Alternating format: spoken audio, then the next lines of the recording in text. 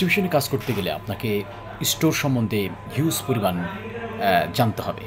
একটা স্টোর কীভাবে রান করবে সে বিষয়ে আপনাকে প্রচুর পরিমাণ পড়াশোনা এবং জানাশোনা দরকার আছে। বিষয়টি এখন আমি একটু আলোচনা করছি। একটা স্টোর হবে good warehouse practice, GDP, good distribution practice, যেটা সেটার একটা অংশ। এক্ষেত্রে একটা ওয়্যারহাউস হবে সুন্দর পরিপাটি, পরিচ্ছন্ন। এখানে পর্যাপ্ত পরিমাণ আলো বাতাস প্রবেশের যেমন সুযোগ সুবিধা থাকবে, সেক্ষেত্রে প্রত্যেকটি প্রোডাক্টের ওয়্যারহাউসের ভিতরে একটা নির্দিষ্ট পরিমাণ তাপমাত্রা সংরক্ষণ করার ব্যবস্থা করতে হবে। সাধারণত জেনারেল প্রোডাক্টগুলো, যে সমস্ত প্রোডাক্টগুলো সাধারণত ফার্মাসিউটিক্যালসের ক্ষেত্রে একটা নির্দিষ্ট তাপমাত্রা রাখতে হয়, 15 ডিগ্রি থেকে 25 ডিগ্রির মধ্যে বা 30 ডিগ্রির মধ্যে রাখতে হয়। এর বেশি উঠানামা করলে প্রোডাক্টের গুণগত মান নষ্ট হওয়ার সম্ভাবনা থাকে। আবার কিছু কুলসেন্ট প্রোডাক্ট রয়েছে যেগুলো 2 to 8 ডিগ্রির মধ্যে রাখতে হয়। সো এই টেম্পারেচার বিষয়টি পরিমাপ করার জন্য একটা ওয়্যারহাউসের ভিতরে অবশ্যই হ্যাগ্রানোমিটার অথবা টেম্পারেচার ম্যাপিং যে মিটার রয়েছে সেটি থাকতে হবে। একটি ওয়্যারহাউস হবে পরিচ্ছন্ন, পরিষ্কার, পরিপাটি। প্রত্যেকটি প্রোডাক্ট র্যাক অথবা ট্রের উপর সাজানো থাকবে। এক্ষেত্রে আপনারা পিপো মেনটেন করতে পারেন।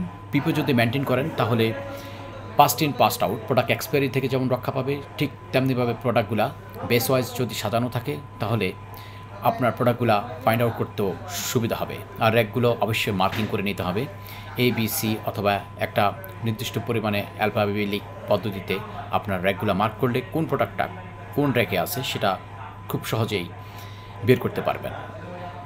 এক্ষেত্রে আরেকটি গুরুত্বপূর্ণ বিষয় হচ্ছে একটি স্টোরের সাথে কখনো টয়লেট অথবা বাথরুম অথবা বেসিং, যে কোনো যেগুলা আপনার ওয়্যারহাউসটির স্যাঁতস্যাঁতে অথবা একটা ভিজে ভিজে ভাব, উইডি ভাব আসতে পারে, সেগুলো রাখা যাবে না। ওয়্যারহাউসটি হবে পরিচ্ছন্ন, পরিষ্কার এবং কোনো ধরনের জীবাণু মুক্ত।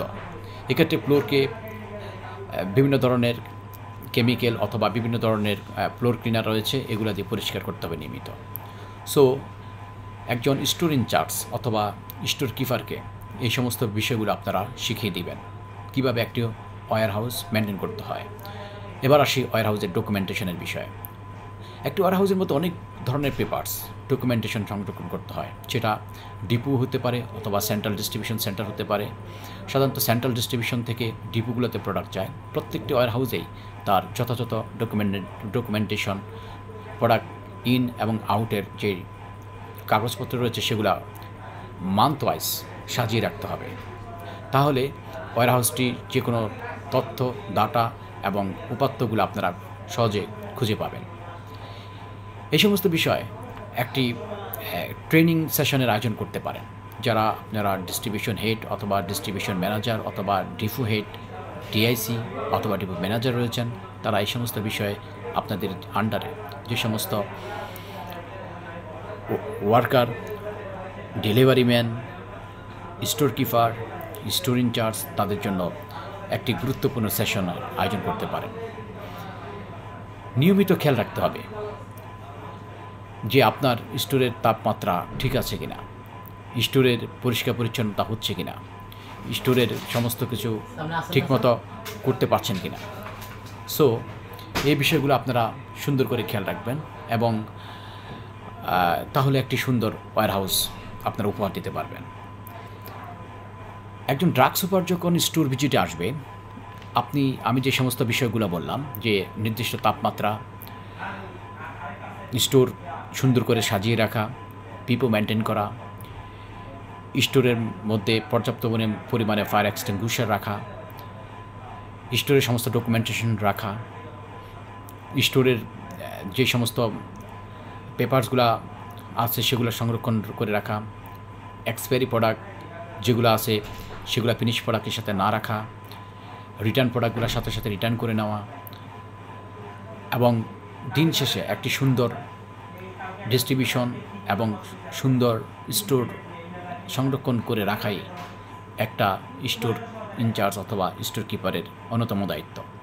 কারণ কোনো ধরনের প্রোডাক্ট যদি কম বা বেশি হয় সেটি দিন শেষে একটি ডিপার্টমেন্টের উপর প্রভাব পড়ে। কারণ যে কোনো সময় ডিস্ট্রিবিউশন ডিপার্টমেন্টের যে কোনো ওয়্যারহাউস অডিট হতে পারে।